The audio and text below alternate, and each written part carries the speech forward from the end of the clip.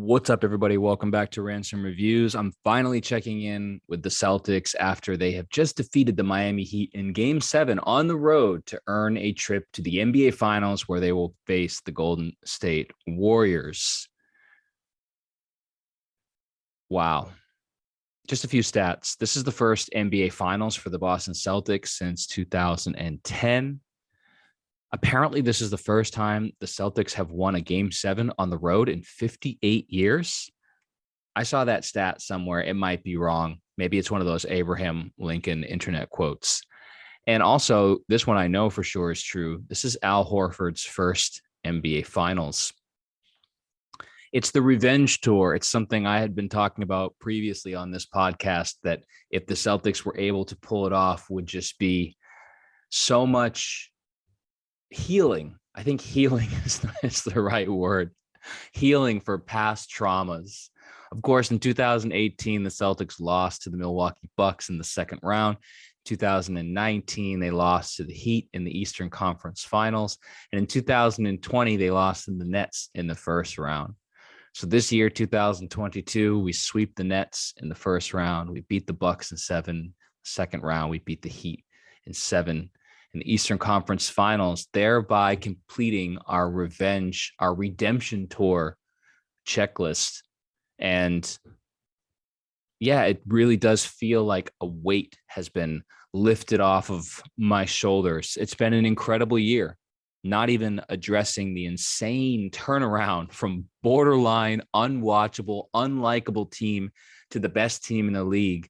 And you can go back and see how distressed I was earlier this year. I think I have a video saying that we should trade Jason Tatum from like 6 months ago, which now, of course, makes me look like a piece of crap.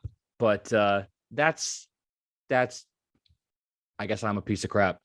I have always been an overly emotional Celtics fan. I am a very strange enigma of logic and objective thinking mixed with just total emotional fury and lack of stability. So, yeah, I was so done watching this team earlier this year after 2.5 years of the Celtics playing this brand of basketball that was just appalling to watch. No teamwork, no passing, mixed effort, ISO ball, just everything was gross.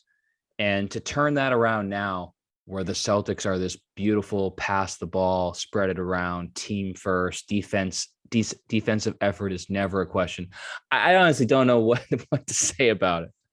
Watching this game 7 against Miami in Miami was just terrifying. The Celtics led wire to wire, and yet they still tried so hard to give this game away at the end. So yeah, I don't have this crazy fired up, let's go energy, because really this game just was chewing on my soul. I explained to a friend that the way I felt after this game was over was like I had just narrowly avoided a lethal traffic accident. And that's basically how I kind of still feel now. I had to uncoil my tension. I had to touch all the parts of my body to make sure that I was still alive, because that last 3.5 minutes or so was complete torment.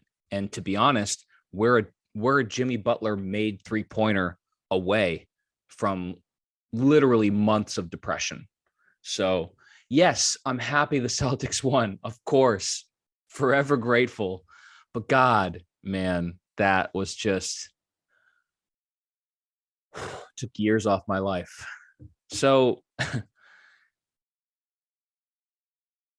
Jimmy Butler, I just have so much respect for Jimmy Butler. Let's just get that out of the way first. I know some Celtics fans were throwing shade at me because I said that Jimmy Butler deserved the Eastern Conference MVP trophy, but that's how I feel. Jimmy Butler to me was the most valuable player in this 7-game series. I don't even really think it's debatable. I know Jason Tatum won it, and everyone's going to make the argument that you can only give the MVP to the winning team. I guess that's just an unspoken rule. But, if you're just looking at the strictest definition of the words, most valuable player, it was Jimmy Butler. It's not debatable. I mean, Jimmy Butler had, 3 games that he just dominated wire to wire and either won those games for his team or kept his team in those games when they shouldn't have been.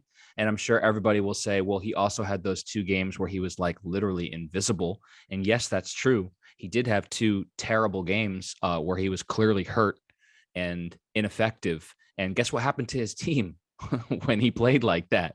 They were dead in the water because he's the most valuable player. I just didn't see anybody on the Celtics, Jason Tatum included, that held that type of gravity in these games, that had that sort of unstoppable nature. I mean, Jimmy Butler, he didn't have the consistency of a Giannis, but he had, when he was at his best, he did have that effect of a Giannis where you just could not stop him. You could not stop him from getting his shots, getting to his spots, getting to the free throw line. And yeah, I mean, today he played 48 minutes. He played all 48 minutes, and everybody's going to bag him up for taking and missing that 3-pointer. I know people are saying he should have drove the lane. He should have gone to the rim. I don't have any criticism of the kind. Jimmy Butler took the hero shot. He took the risk. He took the gamble. If he makes that shot, nobody's complaining. If he makes that shot, there's boat parades in Miami. So, he missed it, and here we are. Celtics win. But God, it feels like we really tried to give that game away. The Celtics have this unbelievable tendency to just park the bus. Whenever they have a big lead towards the end of a game, they just stop running all their offense. They stop dribbling the ball up the court. They stop passing the ball. They just hold it and hold it and hold it, and then take a last-second desperate, terrible shot, and then just hope and pray, looking at the clock, that the game will end and they'll still be in the lead. They did it in Game 6 and they lost. They did it in Game 7 and they could have lost. Some might even say should have lost. So, and this is a game that they controlled from the moment the game started until, I would say, about 3 minutes left. Just really worrying stuff. But yeah, Jimmy Butler, unbelievable player. I have all the respect for him in the world. And then Kyle Lowry, can just get hit by a bus and I wouldn't cry. I would be fine never seeing that guy play basketball again.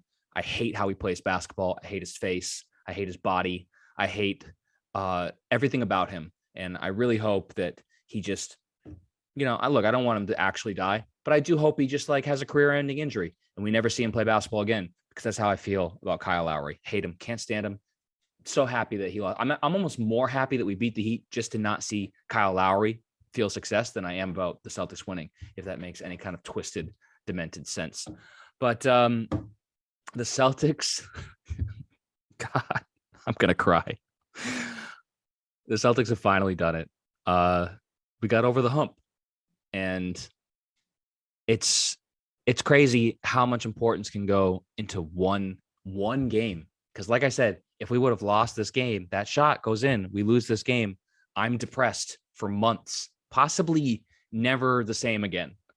Melodramatic, yes, but that's how I feel. Whereas now that we've won this game, we have gotten this monkey off of our back, and it's just an incredible feeling. Now, obviously, it's not over yet. I'm talking like it's over. We have the Golden State Warriors up next. Golden State Warriors with home court advantage. Everybody is favoring the Golden State Warriors. I wonder what Filipinos are thinking right now, since they're all Golden State Warriors or Celtics fans. There might be some in-family fights going on. But yeah, I mean, fine. I'm fine being the underdog. I personally think that objectively, the Celtics probably should be the favorite. I think they were a better team for let's say for the last 2 or 3 months, the Celtics were objectively a better team than Golden State. The Celtics have objectively faced tougher competition in these playoffs than Golden State and survived. So, but that's fine. I think that the Celtics match up really well with Golden State. I could see this series going either way. Obviously, I'm a Celtics fan, so I'm going to pick Celtics in 7, which that's terrifying because that means the Celtics have to win another game 7 on the road. But who knows? Maybe they'll prove me wrong and win it in 6. At this point, I'm I don't know. I'm kind of at having a Zen moment where even if we lose the finals, I don't think obviously I'll be crushed. I'll be disappointed. You don't get these opportunities. Like I said, the last time we were in the finals was more than 10 years ago. But I do feel like even if we were to lose to Golden State in the finals, this is still a wildly successful year for the Celtics. And a lot of that is due to the fact that we were finally able to progress. We were finally able to get to the next step, which is the NBA finals, something that had eluded us for a decade or more. And also just, it's so wild to think, at the start of this year and where we were at, and then looking at, if you took state of everything that's going on with this team right now in this moment, just think of all the questions surrounding this team that feel like they've been answered this year. Can Brad Stevens be a successful GM? Yes. Can Ime Udoka coach? Yes. Can either Jason or Jalen elevate into a playmaker? Yes. Can Jason and Jalen play well together and off of each other? Yes. Can Jason and Jalen be the best 2 players on a championship caliber team? Yes. Should we not send Grant Williams to China? Yes. Can Smart successfully play the point guard position? Yes. Can Rob Williams' legs not completely fall off? Sort of. Yes. Can Al Horford help this team win? Yes. Despite the awful trade value, can Derek White help this team win now? Yes. Can the Celtics learn how to play team basketball? Yes. Something that's actually enjoyable to watch. Yes. Can the Celtics learn how to stop bitching at the refs? Well, nobody's perfect, but that is a heck of a lot of uncertainty addressed in one successful season. And I guess the last question is, can the Celtics beat the Warriors? And I think the answer is yes. Of course they can. They absolutely can. But who knows what will actually happen. I've got Celtics in 7. I'd love to hear what you out there think. Drop me a comment below. And let's take a few days off to rest, just like the Celtics will, and see what happens when this series starts in a few days. I think the biggest thing we have to cross our fingers for as Celtics fans is the health of Rob Williams. Obviously, he looked terrible in this last game against Miami. He looked not healthy at all. And I don't think he's going to be healthy at any point during this postseason. That being said, he has had stints throughout this postseason where he's looked good. And so I think that's what we have to be optimistic for, that we can get stints of Rob Williams being Rob Williams. And if we can get that, then I think we've got a great chance. If his knee is seriously aggravated and he can't play in the series, I'm not going to say we can't do it, because we have done a lot without him, but man, that's going to be really tough. So really looking forward to this next series. I'm not a Golden State Warriors fan, but I do love Steph Curry. I always have. I don't have anything bad to say about him. So I think it's going to be nice to play against a team that's led by a player who I really respect. I'm sure I'll find a way to hate Draymond Green after about 5 minutes of basketball, but generally speaking, I like this Warriors team, and it should be a really exciting NBA Finals. So let me know what you think below. That's it. I just wanted to drop by and just share the Zen vibes with the audience and celebrate this, I will say, momentous occasion for the Boston Celtics. All right. See you next time on Ransom Reviews.